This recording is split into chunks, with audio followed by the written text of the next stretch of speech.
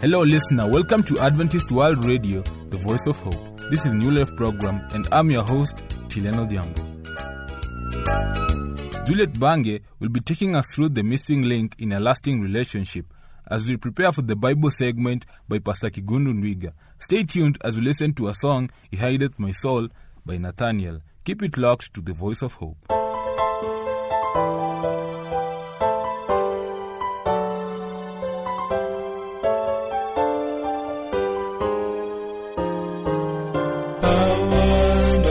Savior is Jesus my Lord, a wonderful Savior to me. He hideth my soul in the cleft of the rock, where rivers of pleasure I see. He hideth my soul in the cleft of the rock, that shadows are dry, thirsty land. He hideth my life in the depths of His love, and covers me there with His hand, and covers me there with His hand.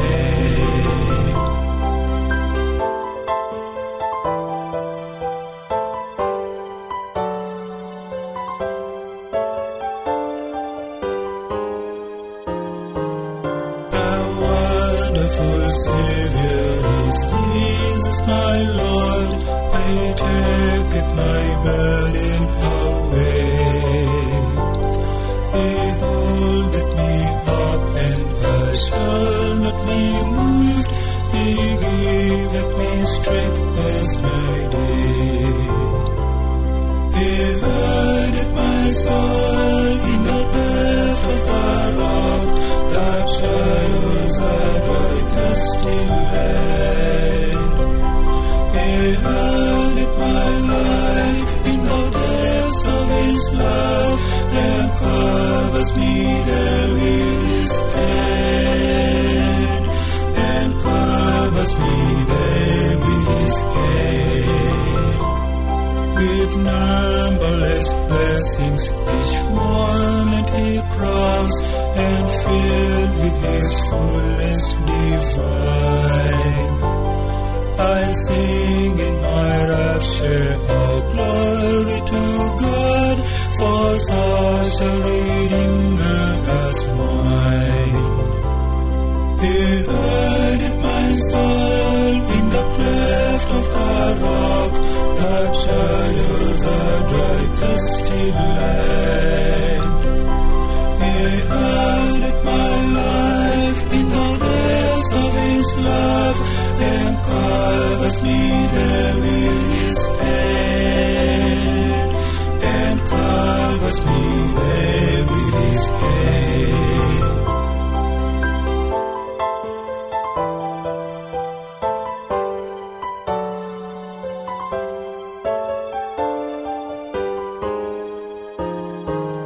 When clothed in His brightness, transported I rise to meet Him in clouds of the sky. His perfect salvation, His wonderful love, I'll shout with the millions on high. He hideth my soul in the cleft of the rock, that shadows are dry, thirsty land. He hideth my life in the depths of His love, and covers me there with His hand, and covers me there with His hand. Welcome back, dear listener. This is Adventist World Radio, the voice of hope. You are tuned into the New Life program. On our topic today, we'll be discussing on the missing link in a lasting relationship, and Juliet Bange is here to expound much more on this. Keep it the voice of hope.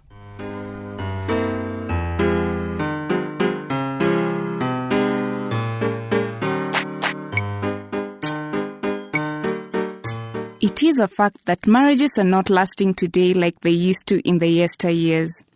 In the good old days, separations rarely came up, no matter what difficulties a couple encountered. Welcome to yet another family program where we will be looking at ways of eliminating boredom in a marriage and make it alive. I am your host, Juliet Bange, taking you through this intriguing topic. Divorce was a foreign word. It held no meaning for our forefathers. Obviously, there is something lacking in our relationships today. Otherwise, the divorce rate will not be as high. But is the high rate of divorce a sign that men and women are less interested in marriage? John Gray, an author of Men Are From Mars and Women From Venus, thinks otherwise. He says that men and women want more from relationships than ever before and are dissatisfied because their marital expectations now are much greater than it was in the past. We want a lifetime of love. We want lasting passion with one special person. You know what? When a man's emotional and passionate needs for love are not satisfied, he becomes entranced with sex and may handle his frustration by seeking solace in pornography. On the other hand, the woman may be hooked on soap operas or romantic novels. The author says that this is a natural way to express their frustrated need for emotional support in relationships. The author gives 6 secrets to keep your marriage alive and free from boredom. One of the secrets include differences attract. What attracts us to each other is the fact that we are different. Having to give up our differences to please our partners kills the passion. Ladies, a man feels turned on and attracted when his partner makes him feel like a man. Living with the same person for years can eventually become very boring if they are not regularly changing. If husbands and wives do not grow and change, they eventually lose interest in one another. Growth and change can be achieved by sometimes spending time apart from each other and getting to meet other people, as well as engaging in other activities apart from the ones you're used to. While women are free to talk about their relationships and need to feel vibrant in a relationship, men need to be appreciated in their actions towards their partners. Women close up if they're not given room to share their feelings. The trick, therefore, is to learn to listen to each other. Past experiences that were negative crop up when there is no communication, doubt, blame, and resentment. When this is evident, it is time to be more loving and forgiving. And this will contribute to the self-healing out of personal responsibility. By taking responsibility for our actions, we truly start giving and receiving love. A woman feels loved when the man's love is consistent. The way to a woman's heart is by extending little gestures to her on constant basis, complimenting her, playing her favorite music, looking at her when she talks, for instance. These little things go a long way in enriching your relationship. Friendship is also a very important secret in fixing that missing link in a lasting relationship. Without good communication skills, quite commonly a couple with a lot of love will choose to maintain the friendship and sacrifice their feelings. Holding your feelings back to avoid conflict will do your relationship no good. Be patient and appreciative, sharing a healthy and enriching relationship, which takes a lot of hard work. It involves a conscious and deliberate effort to get along with your partner in every conceivable way. You will notice your efforts are worthwhile. Thank you, listener, for staying tuned to today's family segment, where we were looking at ways of keeping the marriage fire burning. Until next time, I have been your host, Juliet Bange.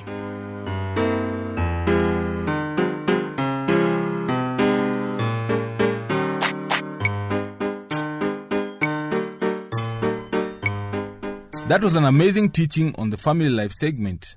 If you have any comments or suggestion, please write to us. Our postal address is Adventist World Radio, P.O. Box 42276, code 00100, Nairobi, Kenya. Or you can email us through awrnairobi@eku.adventist.org. We are taking a short break as we listen to this song, Does Jesus Care by Nathaniel. Be blessed.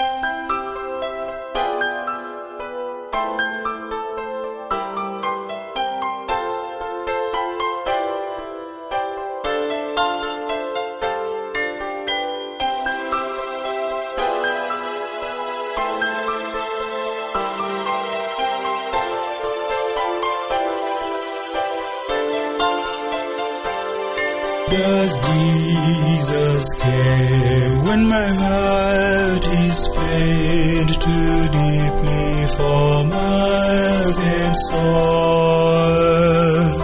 As the burdens press and the cares distress, and the way grows weary and long. Oh yes, He cares, I know. He cares, His heart is touched with my grief. When the days are weary, the long nights dreary, I know my Savior cares.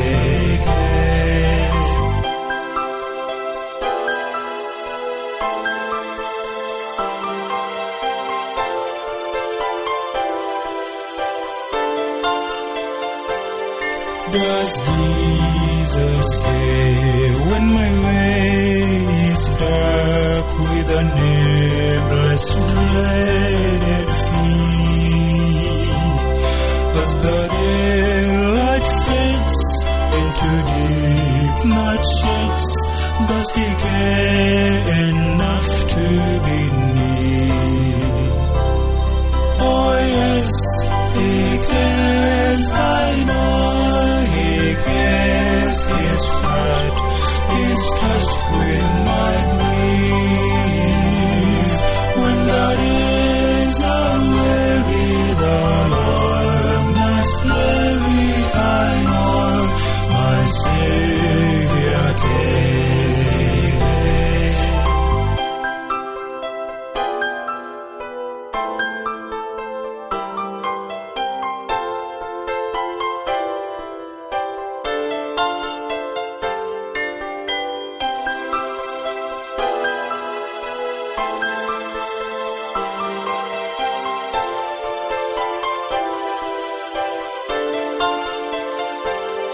Does Jesus care when I've said goodbye to the dearest on earth to me? When my sad heart aches till it really breaks, is it hard to Him, does He say? Oh yes, He cares, I know.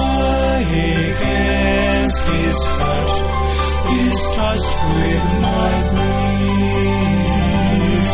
When the days are weary, the long nights dreary, I know my Savior cares.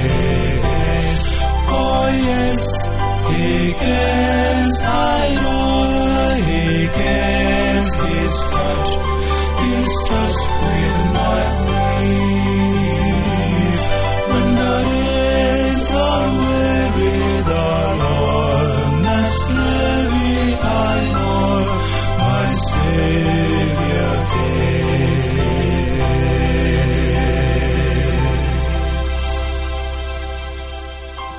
Pastor Kigundu Ndwiga is here for the Bible segment, and today he's taking us through gifts that survived the Titanic.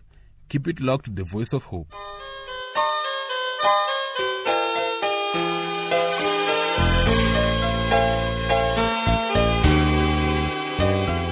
Dear listener, I want to welcome you to our Biblical Stewardship series. Today I want us to look at the gifts that survive the Titanic.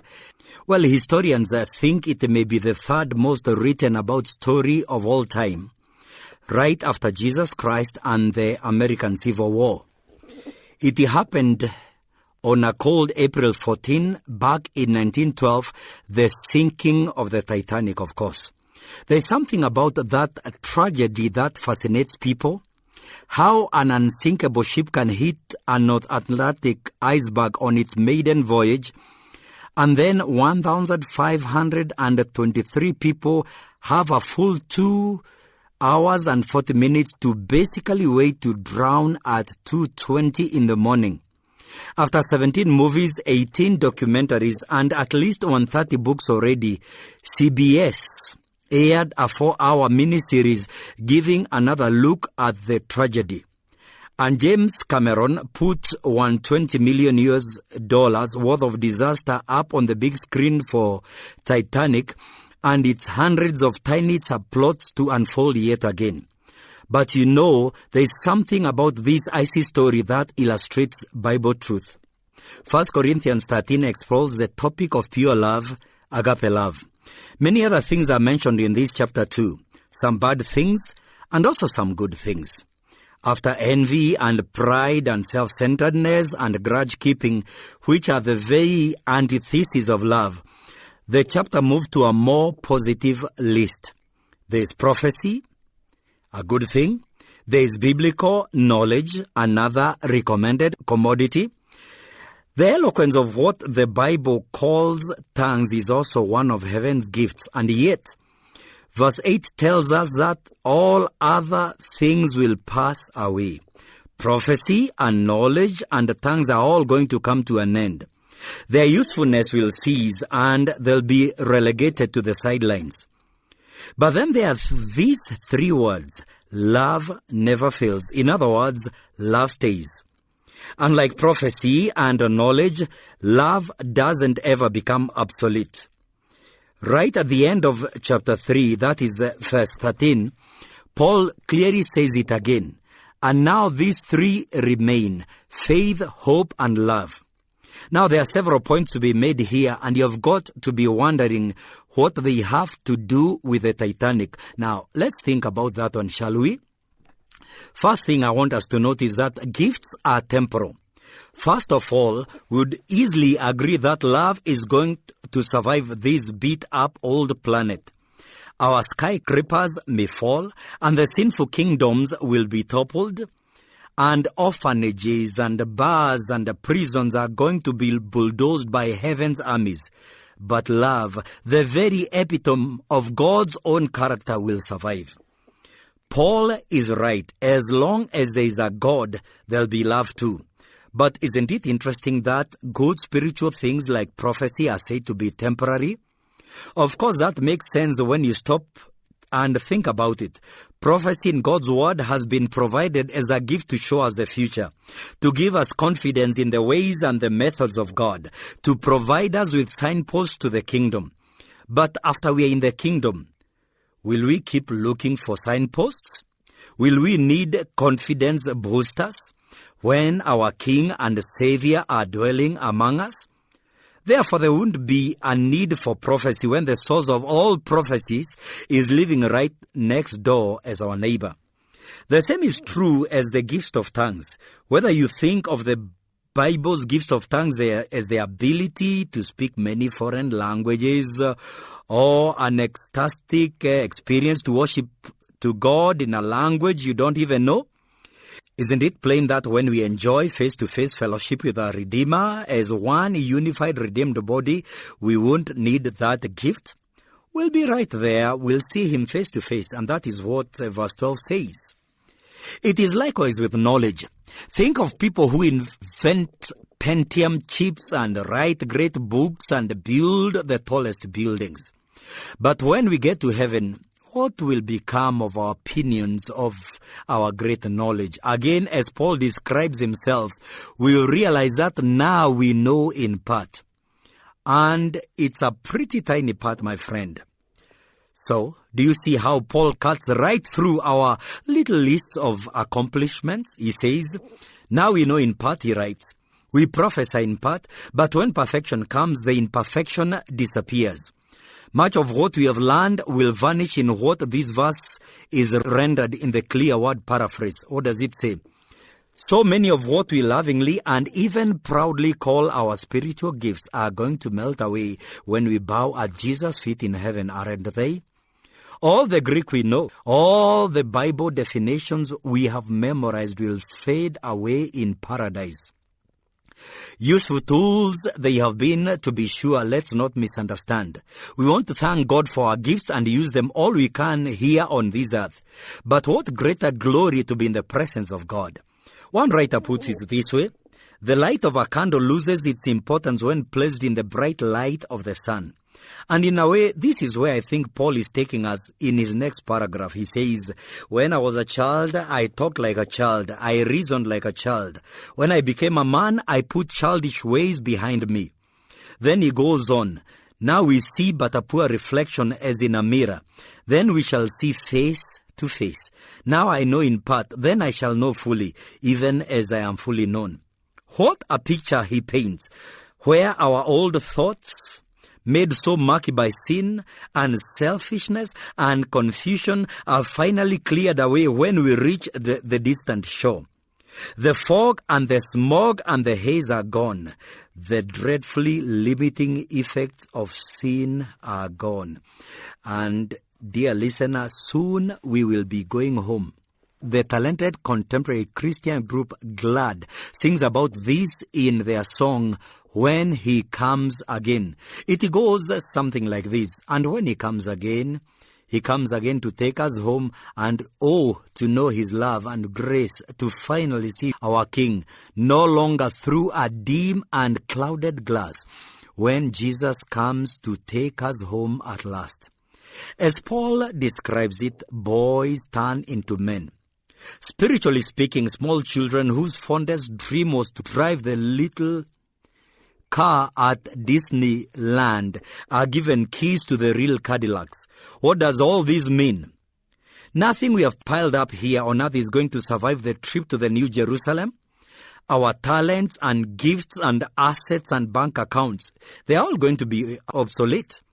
Oh, we'll have assets there too, and talents and abilities, but they'll be so vastly improved, so completely different, that we may as well consider that we are starting anew.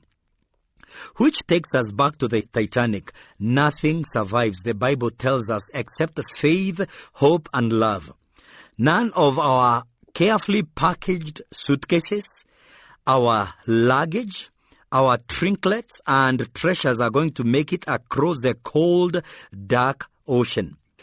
In the CBS miniseries of the Titanic, multimillionaire Job Ostrafor goes down into the watery grave along with his money and his cats.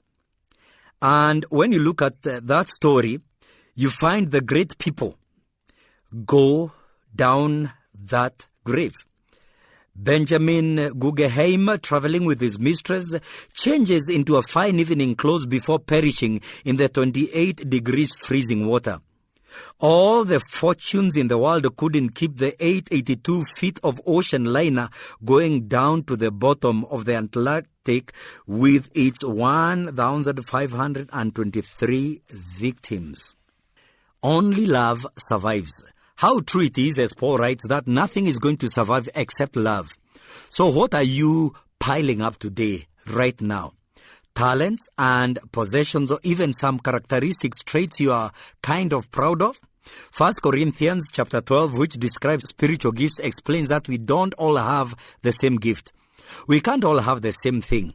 It might be impossible for you to be a preacher or a prophet, no matter how hard you try. But love, rather than being a spiritual gift, is a fruit of the Spirit. It's in the classic list of 9 over in Galatians 5 verse 22-23. Love, joy, peace, patience, kindness, goodness, faithfulness, gentleness, and self-control. Love, dear listener, is not a spiritual gift. It's a fruit of the Spirit. That means every single one of us can have it. The number one thing that survives, Paul tells us, is a thing we can have. We can indeed learn to love in a way this beautiful chapter commends and commands. Is your confidence misplaced today? Invested in Titanic stock? There is a beautiful text to note in the New International Version study helps that says, love supersedes the gifts because it outlasts them all. Long after these sought-after gifts are no longer necessary, love will still be the governing principle that controls all that God and His redeemed people are and what they do. Love remains, Paul tells us. Love outlasts them all. If you knew that was true of a certain kind of stock, wouldn't you begin to do some investing? Dear listener, let's invest in love, for love survives the Titanic.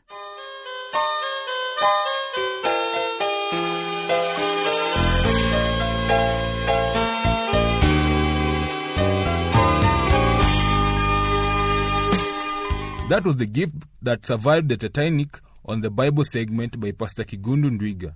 For suggestions, comments, or requests on more interesting topics, kindly write to Adventist World Radio, P.O. Box 42276, code 00100, Nairobi, Kenya. Or you can send us an email through awrnairobi@eku.adventist.org. And until next time, God bless. I have been your presenter, Tileno Dhiambo.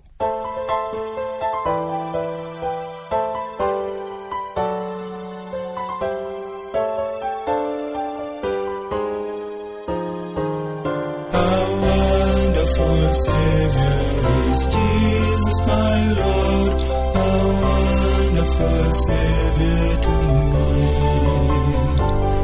He hideth my soul in the cleft of the rock, where rivers of pleasure I see.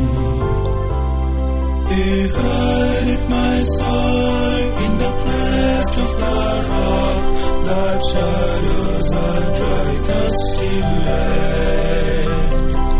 He hideth my life in the depths of His love, and covers me there with His hand, and covers me there with His hand.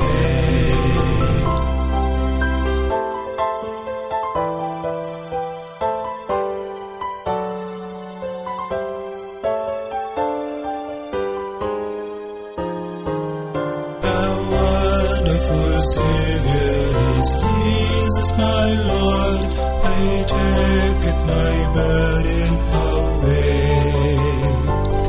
He holdeth me up, and I shall not be moved. He giveth me strength as my day. He hideth my soul in the cleft of the rock, that shadows are dry thirsty land. He hideth my life in the depths of His love, and covers me there with His hand, and covers me there with His hand. With numberless blessings each moment He crowns, and filled with His fullness divine. I sing in my rapture, all glory to God, for such a Redeemer as mine. He hideth my soul in the cleft of the rock, that shadows are dry thirsty land. He hideth my life in the depths of His love, and covers me there with His hand, and covers me there with His hand.